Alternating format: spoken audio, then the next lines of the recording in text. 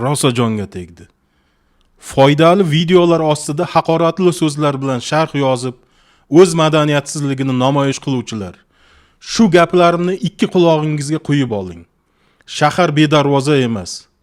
Siz o'ylaysizki, divanga yotib olib Instagram, YouTube va boshqa platformalardagi ijodkorlarning foydali mehnatini yerga ursangiz, inson sha'ni va qadr qimmatini toptab haqorat qilsangiz, internetda yozdim, hech kim bilmaydi deb qutulib ketasizmi? Adashasiz. Har bir haqoratli so'zingiz uchun O'zbekiston Respublikasi ma'muriy javobgarlik va jinoyat kodekslarida qat'iy jazo muqarrar.